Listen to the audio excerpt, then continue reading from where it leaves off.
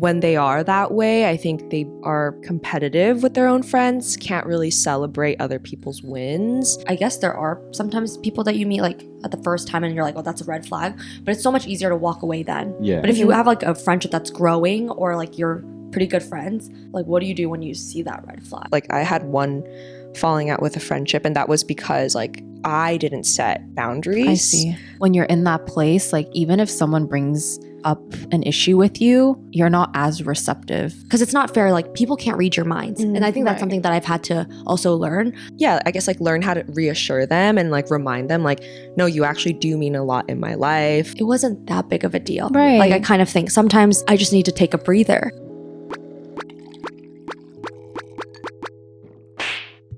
All right. Hello. Hello. Well, welcome back to another episode. My name is Esther. My name is June. And this is a series on this channel where we talk about various topics ranging from dating, relationships, friendships, family, pretty much anything. And today we invited our friends, Lois and Michelle. Hello. Thanks for coming. Very happy to be here. If you guys want to introduce yourselves. Okay, hi, I'm Lois, and I am a fashion and lifestyle content creator. I'm in my late 20s. I'm so happy to be here. Hi, my name is Michelle Kwhak. I moved to New York about a year and a half ago. Also very, very happy to be here. Okay, so just to give a little context and background, Lois and I knew each other first. We met a couple years ago through just like mutual friends. It was at a party. Yeah, a birthday party. Yeah. And then I remember coming late, and then you guys were sitting right in front of me. And wait, was it a birthday or was it? Yeah, it was birthday. Maybe it was a going away thing. It was something. Yeah, and so you guys were literally sitting right in front of me. And I remember because June was so friendly and just the usual June. That was the first time we met, but we didn't actually like start to build our friendship until more recently. We started going to church together and then just like naturally spent more time together. And then obviously I met Michelle through Lois. And then how did you guys meet? Which is kind of funny because we met also at a birthday party. Oh, okay. And so at another party, a gathering. It was a mutual friend. Yeah, literally, I had been following Lois, like I knew of Lois. And then I was like, oh my God, like, hi, I love your content. And then we ended up talking about like relationships. Oh, really? Yeah, that's both cute. in long distance relationships. Yes. And so I feel like we bonded on that. And Yeah. I was like, oh my God, I love this girl. I vibe with her. Yeah. So then we just got each other's numbers and went and hung out Yeah. a couple more times, and now we're very, very close. Wait, how long ago was this? This was I want to say 2020. 2021. Yeah. Oh, I think. wow. Yeah. October. Yeah. You guys like seem like really, really close. I was think like you guys friends knew- for a long time. But I mean, that was like a big reason why I wanted to invite you guys on. I just think it's hard to make adult friendships. And the fact that you guys did it and are doing it well, I was just like, oh, it'd be interesting to like get your guys' insight, your thoughts, and like how you guys navigated coming to New York and making new friends. Because it's not easy. And like so many people ask about it, which that is what today's topic is. It's going to be about friendships. There's just so much we can talk about when it comes to friendships, especially when we were trying to like come up with different questions. I think June and I realized like, I don't think one episode is going to be enough. So hopefully we can dive into like as many sub topics as possible. All right. So with that being said, let's just kind of get to know our guests a little more. Can you guys kind of describe what type of friend you are? Do you feel like you're the one who initiates more? Do you need to constantly be talking to them, seeing them? Are you like the glue in a friend group? Things like that. I like took the Myers-Briggs test. Oh, really? And I'm an E, so I'm like a very strong extrovert. Like I think it's like 90-80% extrovert. So I feel like I like to initiate. I like to kind of, like I feel like I do a lot of like, hey, let's hang out, let's do this. I don't know if I'm the loud one, but I'm like I like socializing a lot. Do you like feed off of their energy? Like if they're allowed? 100%. Yeah. And so I think if I'm like home alone for too long, I'm like, I need to get out. I need like a little antsy. Yeah, and I think like love language, one of them is like definitely like quality time. So I'll like, I could see that. yeah. I would say that I'm also a very strong E, but I also like to kind of recharge by being alone. But I would say I have a lot of different pockets of friends. So if out of those, I would say I'm probably like the glue. I like to also mix a lot of my different friends. You know how like you said you feed off of people's energy? I do the same, but I match their energy. So if they're extroverted, then I'll also be extroverted. But if they're introverted, I'll be like a lot more calm. And, yeah. So it depends. What about you, Esther? Similar to that, but I think I'm more about like balancing out the dynamic. So like if someone is really quiet, I'll be like much more forward and kind of initiate conversation and be more extroverted. But if someone is just clearly more extroverted than I am, then I'm totally fine taking the back seat and just like letting them take the stage or like, you know, do whatever they want to do. Okay, so I know you guys both moved to New York, or we all did. None of us are from here. My question is, what are some challenges that you faced when making new friends? And how do you think you've overcome those challenges? I think like the biggest challenge is that like when you're growing up, like you're always part of some kind of community, like whether that's university, high school, you know, whatever. But then when you become an adult and it's a new city, it's basically your coworkers. And for us, we don't even have coworkers. We're by ourselves. And so I think that's like the biggest challenge because you have no sense of community. And also on top of that, I think as you become an adult, you're kind of like, I don't know, maybe it's just me, but it's like you're like, you almost are like, is it worth putting this much energy into something totally new? Can I really trust this person fully? To build a friendship, you know, it takes a lot of time. Any relationship takes a lot of work. So it's like, I think that can be, also it's finding someone that you actually genuinely feel like you can have a deep connection with. Yeah, for sure. And it also just because like the time that we have as we're adults, it becomes more and more like almost precious. Yeah. So you're more intentional. Yeah. I think I don't know if it's a challenge, but I think it's like I approach friendships like dating kind of. Like I think my approach is like if someone says like, hey, let's hang out, or like I want to get to know someone, I'll just do it. Like I kind of just don't really feel it out. Just like, okay, like let's try this. Meet them, and then I guess it's the same thing. It's like you pour in a lot of energy and then you realize like, oh, this isn't really working for me. And then you realize like, oh, like my time is really precious. I want to reel back. Like, oh, let's split the check. To let them know. So like you'll try everything once basically, right? But For then when sure. do you know to not continue?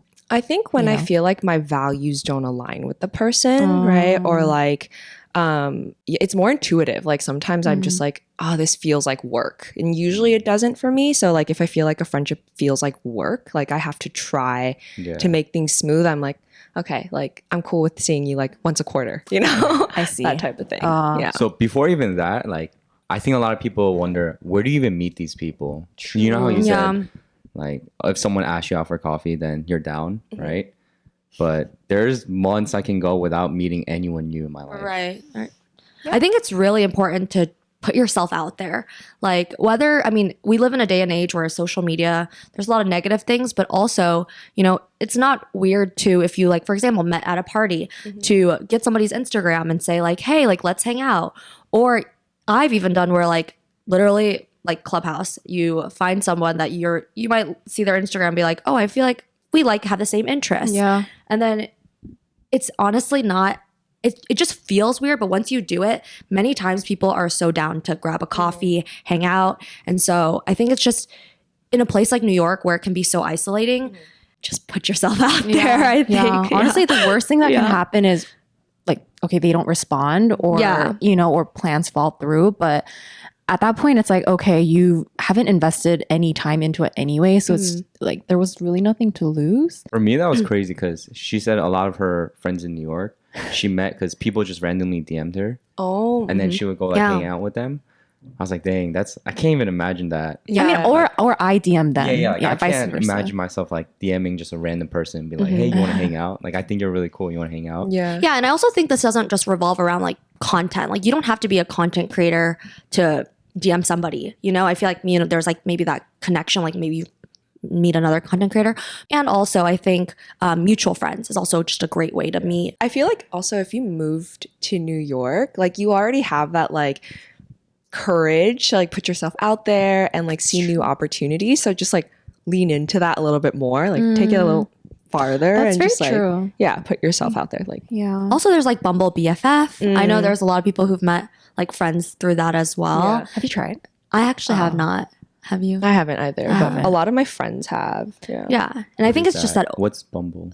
it's like it's like the dating app, but there's an equivalent for friendships where you can like that's pretty cool. you put your Yeah, yeah. interests. I think and things like that. I think for guys, it's just sports, like sports leagues. Yeah. Yeah, you like sign up for the same sports league, and that's like how you find everyone.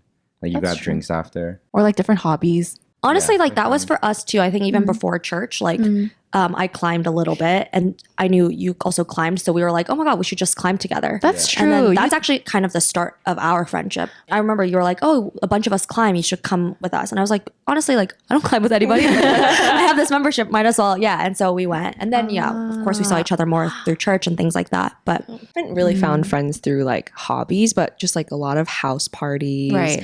Like I might just know one person from a party, but I'll like still go. And like you end up just like, you Meeting know, everyone. meeting everyone. I think that's how I met most of my friends actually in New York. And then like alcohol like breaks down. Exactly. walls. Yeah. And everyone's already in like that like let's meet new people Yeah, type of yeah. mode, so it's pretty easy.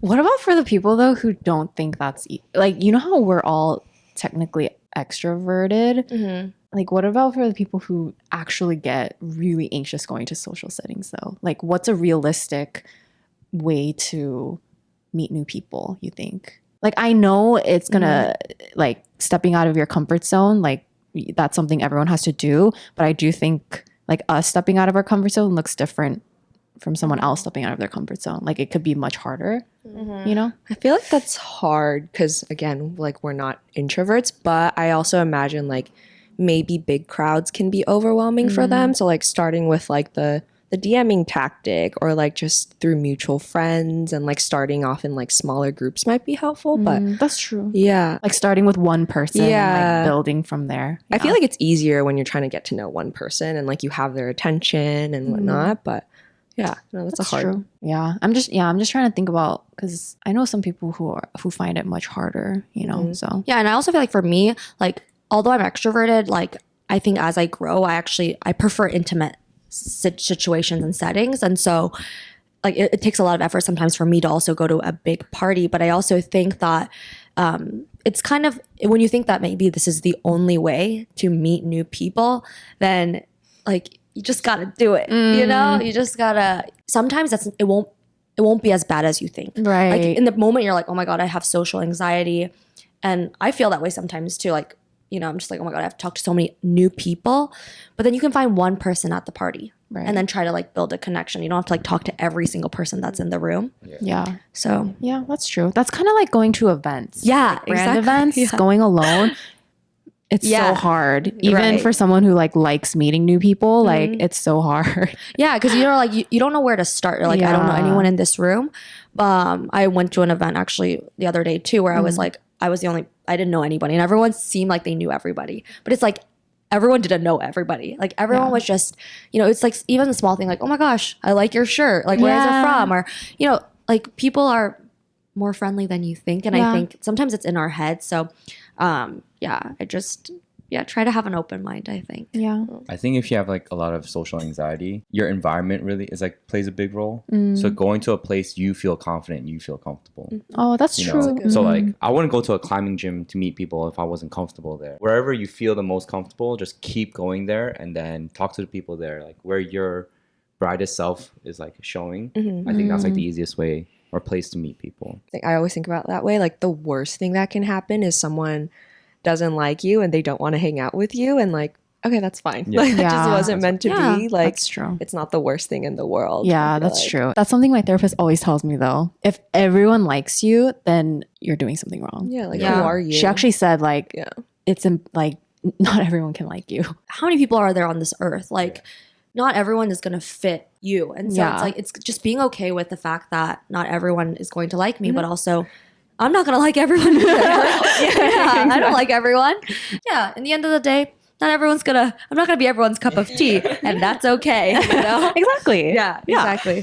Well, since we are kind of like away from our hometowns, then I'm sure everyone has dealt with long distance friendships, and those are not easy.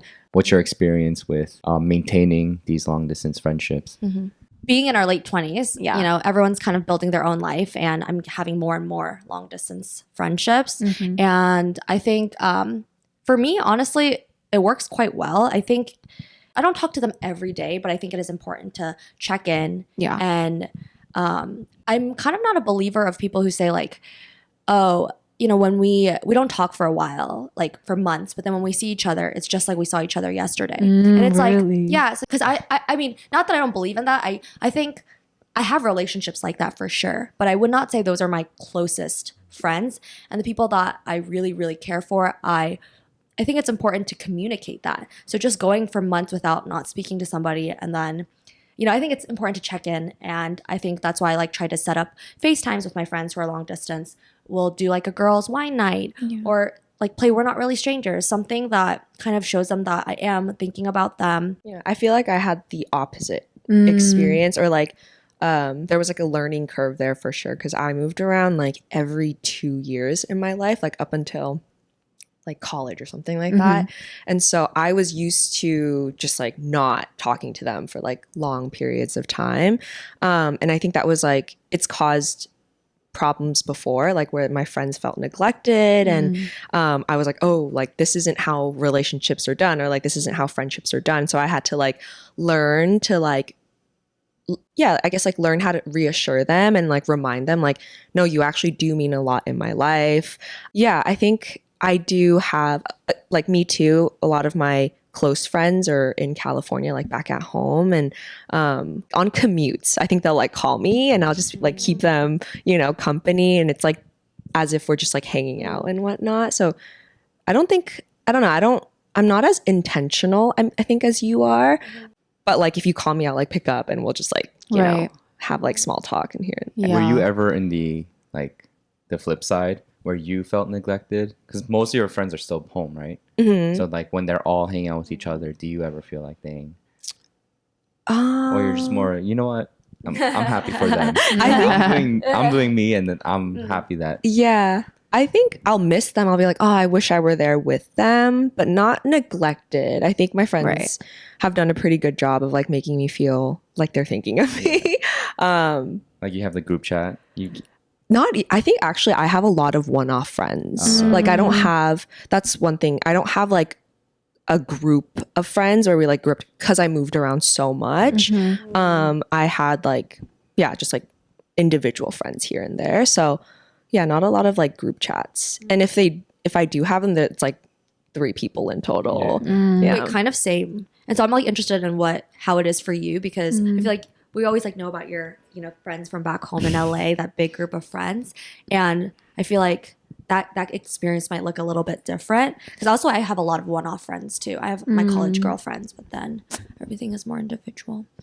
Yeah, I think it's not too different. I think the only difference is I feel like June might have asked that question kind of thinking about me. Yeah. Because yeah, like if I'm being completely honest, there were times where I didn't feel neglected, but I did feel yeah, like what is that? Like just kind of like a little sad, you know? I think it's because back home we have like a group of 10 girls, right? And so everyone's there celebrating like the same things all the time. And then I'm just kind of here. And when I do visit, like, you know, sometimes people refer back to these moments and I just wasn't there. So it's really hard to, in those moments, to feel connected and like part of their lives almost. So in that sense, like it was a little difficult. I think that's like the hardest part about a long distance friendship for me, is feeling like I missed a big chunk of their lives and they missed a big chunk of mine. And it just didn't feel like, I just felt like I was telling you about my life, but we weren't doing life together. And it was just like, you have no shared experiences. It's yeah, just like updates. Yeah, it was just updates. And for some reason, it just felt weird to me. And I think because I felt like that, I kind of stopped doing that. I think for my long distance friendships, now that I think about it, like I think I find myself talking a lot about like my learning moments, like, oh, this is something that I like reflected on or learned or like realized. And it's like born out of, you know, like the everyday. And so I feel like that's where we like connect, and she'll be like, oh, like that's something I either disagree with or agree with or I felt in her own, you know, daily routine. It's never about like what activities we've That's done. true. You know, that's a good point. Yeah. Being more like vulnerable, I guess, than just reporting back. Yeah. Exactly. Yeah. I don't really keep in touch with anyone from college anymore. Really? Really? Yeah, and even my hometown friends, like my closest group of friends, they all live far away and they're all like married and have kids now. So of course they're still my friends, but yeah, definitely not as close as I was. It's Yeah. hard. Sometimes I also think, like, is it a testament? Because I think also there's something convenience when you like, if you're Yeah. in New York, it's more convenient to like talk every day to somebody in New York, right? But then long distance relationships is just, or like friendships, relationships is just so much more intentional. Right. So I think like you should hit them up. Yeah. You know, now that I'm thinking about it, though, I think you're just really good at long distance, or both of you, friendships and relationships. I mean, the fact that you're in a long distance relationship, yeah, and like you've been in one too, I personally don't think I could ever. I see their posts on my feed where I'm like, oh, like I haven't talked to him in a while. I should hit him up. And then I get distracted. I do something else. Yeah. And I just end up never doing it. I feel like also as we grow older, that's become a lot more easier to understand. Like, oh, like life does get busy and like, you know, work takes up, I don't know, 90% of your head space. And so like not taking things personally. Like if things, you know, go cold for a little bit, it's just because, you know, things have gotten Yeah, busy. like my friends have kids now. Yeah, totally. Yeah. It's like sometimes if I do call them, they're like, Busy. yeah, they're like, why are you calling me? Yeah. I got things to do. So when you meet someone new, are there any friendship red flags or friendship green flags? Green flags, like off the bat, like I think something that attracts me to someone is like if they're positive. I think like you can kind of get that pretty off the bat. I think if someone's kind of a little too cynical or like pessimistic, I'm kind of like, oh, I don't really know if we're gonna vibe. Yeah. But that's like off the bat. Yeah. Okay. For me, yeah, off the bat would be someone who's open-minded. I feel like you can tell if they're open, not just like openness to like try new things, but openness to become vulnerable with me. Like, are they willing to share that with me? And just open-minded in different like values, thoughts. I think also something that I really admire about Lois is I like learned she's very understanding and like empathetic. No, I agree. Like, I think I'm less that way. Where like if it's not working for me, I'll be like, oh, okay, and then like kind of let it like sizzle out. Whereas like she goes the extra mile to like think like, oh, maybe it was this, maybe it was that. Like gives people the benefit of the doubt. So you know, if you Kumawa. No, I 100% agree. I think Right. I'm more like you, where if I just don't feel it, it's really hard for me to kind of continue. But yeah, I've seen you kind of like, again, give people benefit of the doubt, which is not easy. So going back, if you want to make new friends, give people benefit of the doubt. I feel like that's a big thing. Yeah, you are very open-minded in that sense. Yeah. I agree. Why? What are your green flags? How does that look like for you? or like what do you value? Yeah, like what do you look for? Because you actually make friends very easily. Because I think everyone is cool. You know? He does. I think like everyone is like special. That kind of makes it easy because I'm like already like I'm already invested in this. Yeah. As long as we have a good time, you know. Yeah. And I have so many different hobbies, so it could be in anything. I think another green flag is not just like in the beginning in general in like a friendship, is someone where you can feel like you can truly be yourself. I think that's like super rare, and because it's like you want to balance, but like can I just truly like in the end of the day be? I'm not gonna change with each friend. I'm just gonna be who I want to be. Also like going back to the whole safety part, like feeling safe enough where you can be yourself. It's pretty easy, I think, to feel whether or not like the person's judgmental or like less open-minded. I think that comes pretty early on, like after meeting someone. What are some friendship red flags for you guys? For me, I was thinking about this. There's like different ways it manifests, but at its core, it's like people that are deeply insecure about who they are as a person. So when they are that way, I think they are competitive with their own friends, can't really celebrate other people's wins, have to take other people down in order to, you know, feel like they're better. So yeah, I think the red flag is like, at least what doesn't work for me is like deep insecure about who they are as a person. Because I'm insecure about like Yeah, this we thing, all have that thing. insecurities. Yeah. But I think it shows when you're like deeply insecure about who you are and like empathize, but like work on it. Yeah, right. And you can like compliment the person and like encourage them all you want, but like until they kind of feel it for themselves and like work on it themselves, it's kind of like there's only so much you can do. Yeah.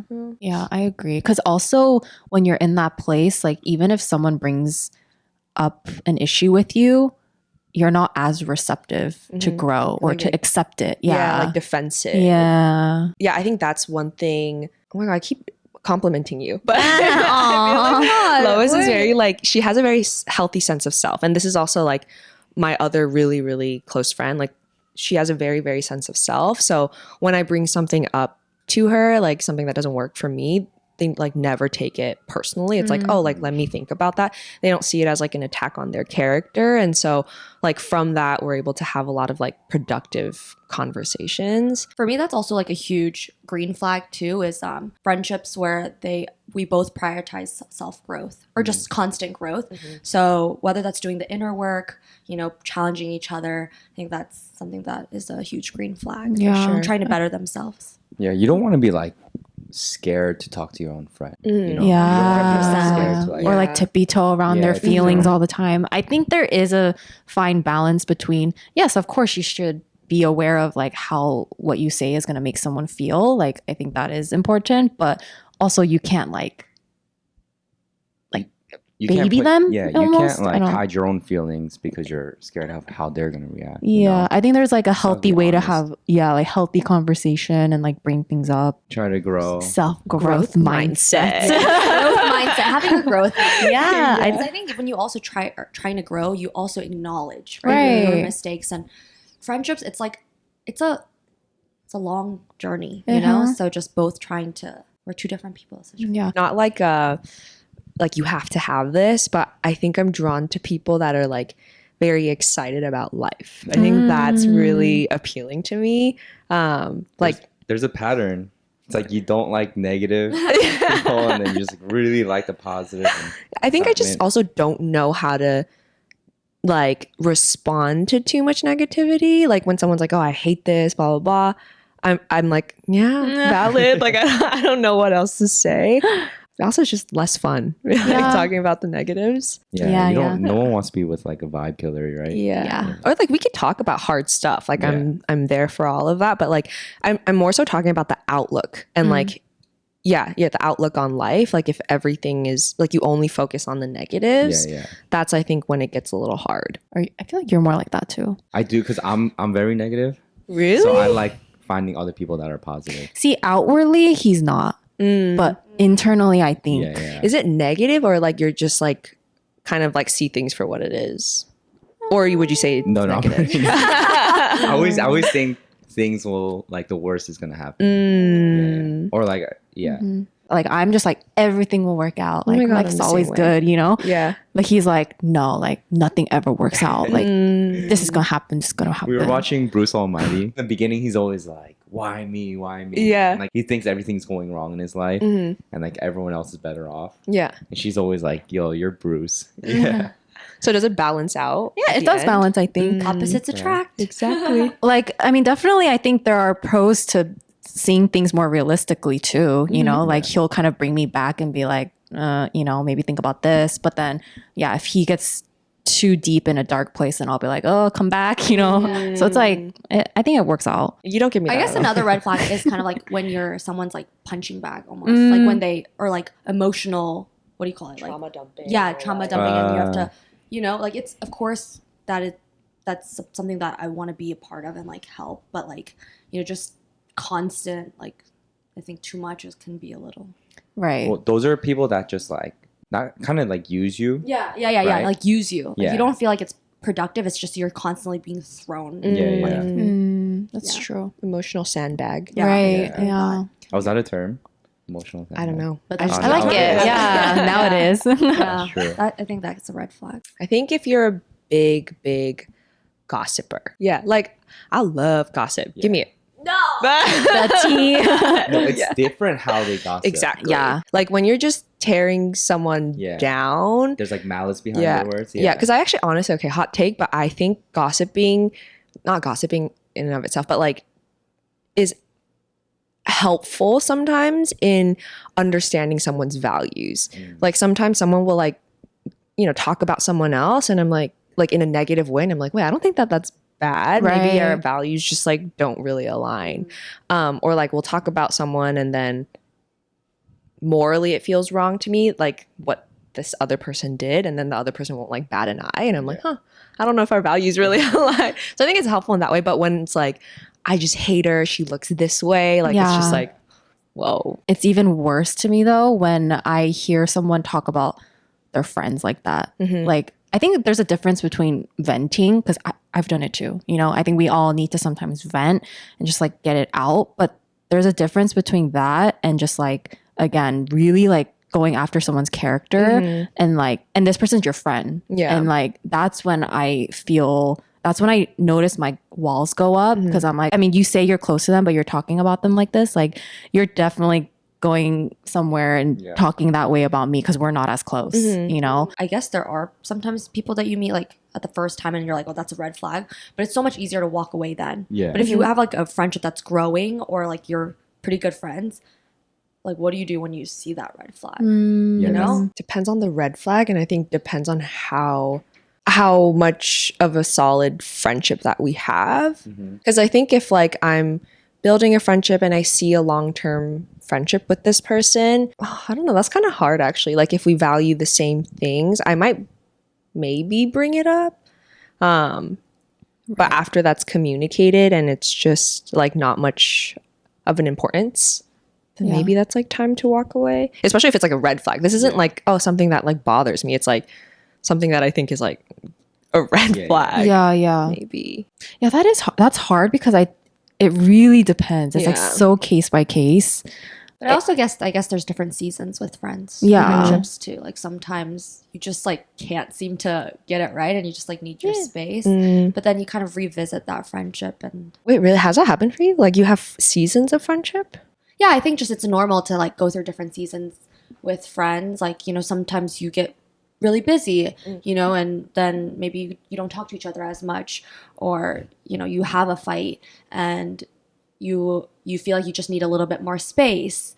But then, I think it's just important on how you go about communicating it and that trust. Like the baseline is like, I think, trust. So how important is history in a friendship to you guys? I don't think it's the length of time for me that matters, because I think we also like evolve as people and you can outgrow friendships like not in a negative way, right? Like without a bad taste in your mouth. I don't think it's the history. It's more like, just the trust that comes with the history. But if I do see like, if that person does me wrong and I've communicated it several times and there's no really conclusion, then I think like that's a good time for me to be like, okay, I'm not sure if this is working anymore. Like you can have an issue with a friend and I think that's kind of inevitable. Like it's a relationship, but it's like how you go about communicating it. And so for me, I think I would definitely bring it up and communicate that with me, especially if it's something like with morals. And then just like hear them out, because maybe like it's a misunderstanding or like that wasn't their intention or whatever. I would definitely bring it up, I think. I think it's just hard for me to imagine like my close friends doing something so out of character. So I'm like, hypothetically maybe, but I think like I've never come across a point where I'm like, we're really close friends and I trust your character and I know that you have integrity, and then this one time you do something that's like, whoa, you know? So it's kind of hard to answer that question. I think history is pretty important for me, but again, like I agree with people evolve, people grow. Like that's not what makes you close. To we're not close because we've been friends for so long. I think so for me too. Like history, I think even like now, because like relationships are just so difficult. I think like when I think about some of my older friendships, the fact that we've been able to endure this much time also is a testament. So I think in that way, I wouldn't like keep a relationship just for the history, but you know, if we're all like looking at the same direction and we've been able to build this relationship over time, I definitely think that is like very important to me. Like I've never had like a friendship breakup, like just like halt. But I think like for me, my way of kind of in a way needing space is maybe I'll communicate a little less, and maybe that person will get a little bit of the hint, but then like that's where I talk about seasons. Like sometimes I think in the moment I'm like, does this relationship serve me? But I think it's sometimes like I'm so wrapped in my own emotions, how I'm feeling, like maybe what they did, how they made me feel. But then time passes and I'm like, you know, a year, or like not even a year, but like time passes and I'm like, it wasn't that big of a deal. Right. Like I kind of think sometimes I just need to take a breather, Yeah. you know? And then I'm able to connect in a even better, like more healthy way. Yeah. So what do you feel like is a healthy boundary in a friendship, and how do you set them? Like I would say like the boundary that I have in general with all my friends is that, or that I expect is that they have their own lives outside of our relationship. So like, you know how some people will just like expect you to almost be like the boyfriend, the friend, like you have to wear so many different hats. But I think it's important that you have your own life so that you can have like a more healthy, strong Right. relationship. And that's like a kind of like healthy boundary that I don't really necessarily say, but it kind of, yeah, I think expect. Yeah, no, that's a I good don't know. one. Is that a boundary? Yeah, I think that works. Or a healthy boundary is being able to not hold resentment and communicate. I think that's a healthy boundary because it's not fair. Like people can't read your minds, and I think that's right. something that I've had to also learn. Like I think like it's in my head like this is something that I would never do to my friend, but I also make mistakes to my friends that you know it might look different. So like communicating that to them and saying like, okay, yeah. this is something that didn't make me feel good, or I know it wasn't intentional, but like you know, I Right. think that's a good boundary. But I also think like boundaries are like you set them as you go too, right? Like the person's not going to know. Also, it's like very different for different people. So like communicating that. I have lost, like I had one falling out with a friendship, and that was because like I didn't set boundaries. I see. And then I just like kind of like I started checking out emotionally before that. So like learn from that. I think everyone has boundaries. It just is placed differently and Right. looks very different for people. So always communicating that. I think also if I'm constantly communicating my boundaries, aka like you're doing things that make me feel like I have to constantly communicate my boundaries. Like I think if you keep crossing my boundaries and disrespecting my boundaries, that's when I'll put up a barrier. Like that's when I'm like, okay, I think like pause, like let's back up a little bit, Right. because I've communicated it and it's just not being respected. And many times I feel like boundary, it's like the first step. And many times it's not voiced at all. And I think that's for me what I've been learning in my friendships. Like, you need to communicate that. And I think that step is actually so harder said than done because you care for the friendship. So you don't want to hurt them. So you're trying to find the best way to communicate that this hurts you. So sometimes I'm like, just better that I don't say anything because I make mistakes. Yeah. So like they make mistakes too.